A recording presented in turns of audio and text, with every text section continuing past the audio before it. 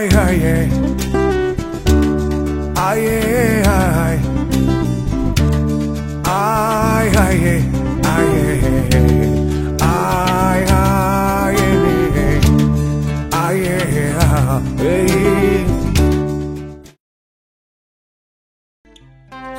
Des forêts riches et indispensables.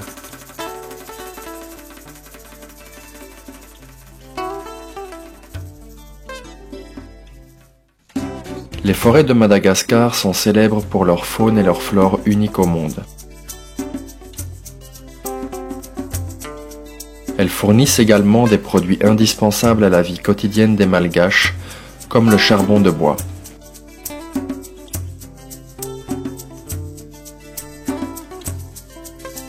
Ces forêts doivent donc être gérées durablement pour préserver leur richesse et ne pas mettre en péril la sécurité économique de la population.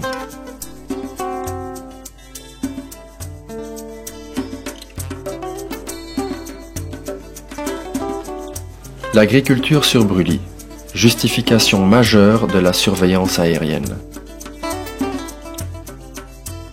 Chaque année, même dans les aires protégées, d'importantes superficies de forêt sont défrichées pour l'agriculture sur brûlis, qui entraîne souvent une destruction irréversible des forêts.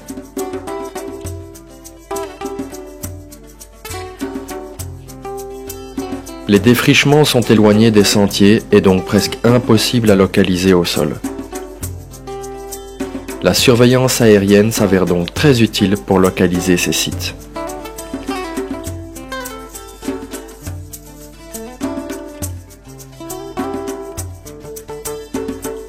Les avantages de la surveillance aérienne et de la photographie oblique. Le coût de la surveillance aérienne est plus réduit que l'achat d'images satellites récentes. Le passage de l'avion peut avoir un effet dissuasif sur les défricheurs potentiels. Enfin, les photos prises sont des photographies obliques qui sont plus faciles à interpréter que les photographies verticales, ce qui permet d'impliquer facilement les communautés locales et les agents de terrain dans leur analyse. La photographie aérienne oblique géoréférencée consiste simplement à prendre des photographies à partir d'une fenêtre de l'avion avec un appareil photo connecté à un GPS. De la sorte, chaque photo présente des coordonnées géographiques qui correspondent à la position de l'avion.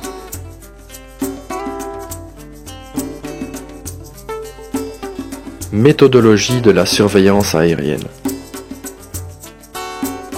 La route de survol à parcourir est encodée dans un GPS. De la sorte, le pilote suit une trajectoire fixe à chaque survol. Les survols se font à une hauteur de 500 mètres par rapport au sol, en suivant des transects qui sont espacés de 3 km. Les champs de vision entre deux transects successifs se superposent et toute l'aire protégée est couverte. Comme les mêmes routes de survol sont suivies chaque année, il est facile de comparer les photos prises au même endroit.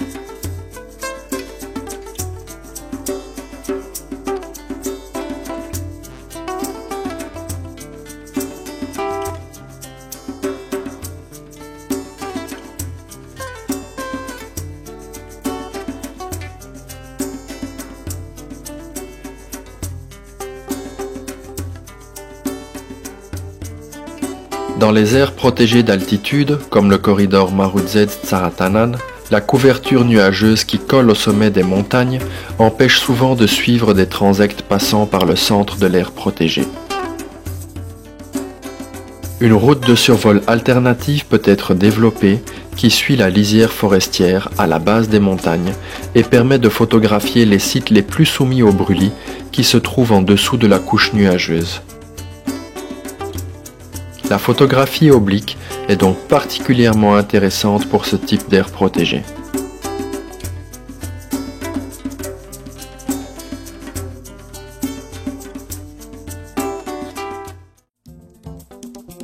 Géolocalisation des nouveaux brûlis et monitoring. Comme on connaît les coordonnées géographiques de la photo, l'altitude et l'orientation de la prise de vue, il est facile de retrouver dans Google Earth une prise de vue équivalente à celle de la photographie aérienne. Il suffit alors de placer manuellement les nouveaux brûlis dans Google Earth. On obtient donc automatiquement leurs coordonnées. Il est également possible de tracer les polygones correspondant à ces brûlis et d'obtenir leur superficie. On peut alors faire le suivi interannuel de l'évolution des superficies défrichées.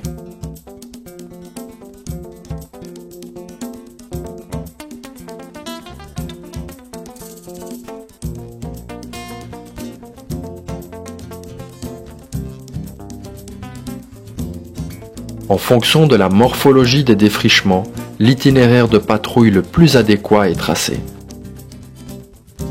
En plaçant dans Google Earth les hameaux, les pistes ou les points de croisement de pistes, on peut constituer une carte de patrouille.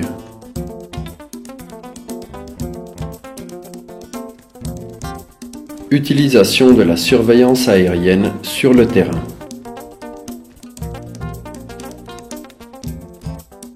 Les photos du village sont utilisées pour initier les villageois à l'interprétation des photos aériennes. Ils sont rapidement capables de localiser différents éléments du paysage, comme leur maison, mais aussi des défrichements au sein de la forêt. Les photos aériennes obliques permettent donc de faire prendre efficacement conscience de l'importance du brûlis.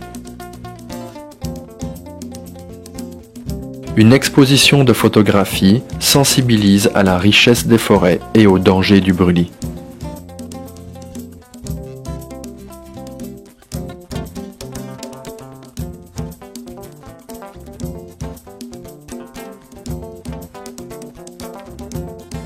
Les interventions sur le terrain sont très simplifiées grâce aux photos aériennes et cartes de patrouille combinées à l'utilisation du GPS. Toutes ces interventions confirment la grande précision de la méthodologie qui permet d'intervenir efficacement sur des sites de moins d'un demi-hectare.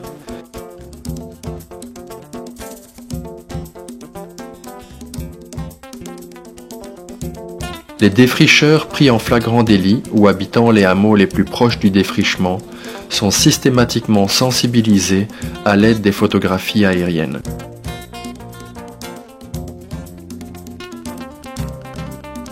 Des discussions sont alors enclenchées qui permettent de connaître les causes de la déforestation et d'adapter la gestion de l'aire protégée en conséquence.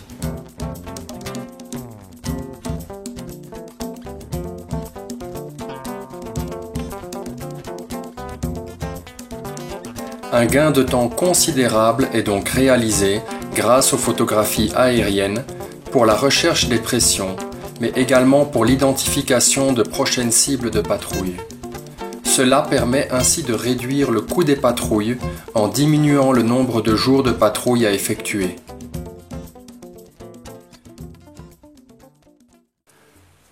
Le projet de surveillance aérienne a déjà couvert 22 aires protégées et transferts de gestion.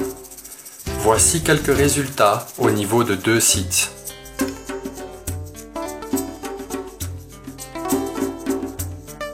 Dans une zone échantillon qui représente 15% du parc national Tsimanam-Pesutsi et qui contenait 100% des brûlis du parc en 2010, la surface défrichée est passée de 20 hectares en novembre 2010 à 3,5 hectares en novembre 2012, ce qui correspond à une diminution du taux de brûlis de 80% en 2 ans.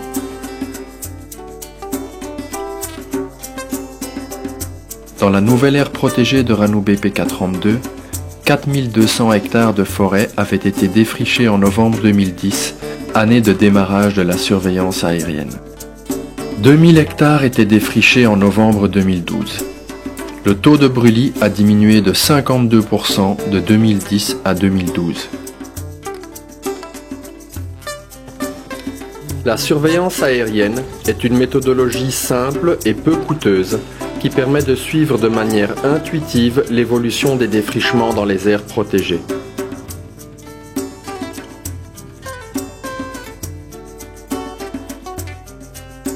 Comme le brûlis est la pression la plus destructrice pour les forêts, La prise de photographie aérienne oblique permet donc d'avoir facilement une idée de l'efficacité de la mise en protection de ces écosystèmes.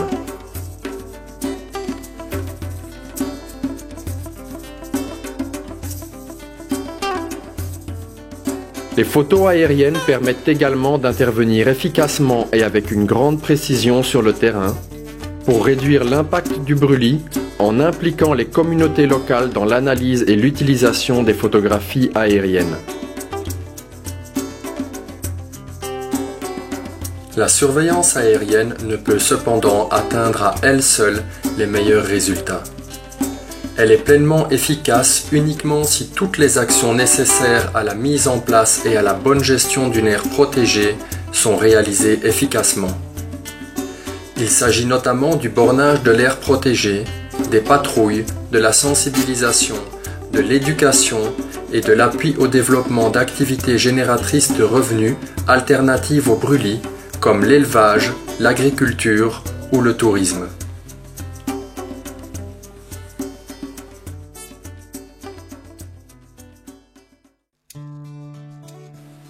La surveillance aérienne a d'ores et déjà prouvé qu'elle pouvait permettre d'éviter le défrichement de plusieurs milliers d'hectares de forêt. Cette méthodologie est donc porteuse d'espoir pour la gestion durable des richesses naturelles de Madagascar.